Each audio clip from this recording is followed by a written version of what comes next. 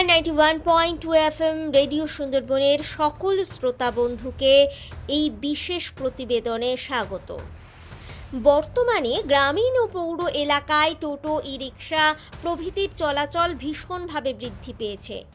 এগুলি ব্যাটারি চালিত, ফলে একদিকে যেমন পরিবেশ বান্ধব এবং কার্বন নির্গমন হ্রাস করছে, অন্যদিকে অননুমোদিত, অনিবন্ধিত, ফলে এর তৈরি এবং বিক্রয় সরাসরি মোটর ভেহিকল ট্যাক্স এবং জিএসটি আদায়কে প্রভাবিত করে ও অনুমোদিত প্রস্তুতকারক সংস্থা দ্বারা নির্মিত যানবাহনের আয়ের ওপর নেতিবাচক প্রভাব ফেলে এবং এদের নিয়ন্ত্রণ বিধি না থাকায় সড়ক দুর্ঘটনা বৃদ্ধি পাচ্ছে, বাড়ছে যানজট। সকলের অবগতির জন্য জানানো যাচ্ছে যে পরিবহন বিভাগ এই অননুমোদিত ব্যাটারি চালিত ৩-৪ চাকার যাত্রীবাহী যানবাহনের উৎপাদন, নিবন্ধন এবং পরিচালনার জন্য একটি নির্দেশিকা তৈরি করেছে, যথা জেলা ম্যাজিস্ট্রেট এবং পুলিশ কমিশনার অথবা পুলিশ সুপারের অধীনে আধিকারিকগণ টোটো এর সমস্ত অননুমোদিত সংযোজক বা প্রস্তুতকারকদের অবিলম্বে এই ধরনের যানবাহন উৎপাদন বন্ধ করার নোটিশ জারি করবেন।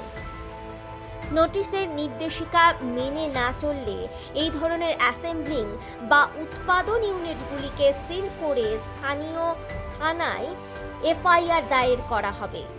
আরটিও অথবা এআরটিও কর্তৃক এই ধরনের নির্মাতাদের বিরুদ্ধে এফআইআর দায়েরের পর পুলিশ কর্তৃপক্ষ তাদের নিজ নিজ এখতিয়ারের মধ্যে অ্যাসেম্বলিং এবং অননুমোদিত ব্যাটারি চালিত ৩ চাকার টোটো তৈরি এবং বিক্রয়ের অননুমোদিত ব্যবসা বন্ধ করে দেবেন, যাতে টেম্পোরারি রেজিস্ট্রেশন পদ্ধতি সহজতর হয়। যাদের প্রোটোটাইপ অনুমোদন নেই সেই সব যানবাহন মালিকদের তাদের অননুমোদিত ই রিক্সা ক্রয় নিবন্ধন করে অথবা টোটোগুলির কাঠামো স্বীকৃত মডেলে পরিবর্তন করে নিতে হবে। কিউআর কোডের ওপর ভিত্তি করে একটি শনাক্তকরণ পদ্ধতি প্রদান করা হবে। এই কিউআর কোডে আবেদনকারীর নাম, ঠিকানা এবং এলাকা বা রুটের নাম অন্তর্ভুক্ত থাকবে। অননুমোদিত টোটো কোনো জাতীয় মহাসড়ক এবং রাজ্য মহাসড়কে চলাচলের অনুমতি পাবে না। এই গণনা 13-10-2025 থেকে 30-11-2025 তারিখের মধ্যে সম্পন্ন করতে হবে। নিবন্ধনকারী কর্তৃপক্ষ সংশ্লিষ্ট শোরুম পরিদর্শন করবেন, যাতে নতুন যানবাহনের নিবন্ধন ছাড়া বিক্রি রোধ করা যায়। এ বিষয়ে কোনো বিচ্যুতি পাওয়া গেলে ত্রুটিপূর্ণ ডিলারদের বিরুদ্ধে কঠোর আইনি ব্যবস্থা নেওয়া হবে। যার মধ্যে আইনের সাথে অসঙ্গতি করতে দেখা যাবে, সেই সব ইউনিটগুলি বন্ধ করে সিল করা হবে।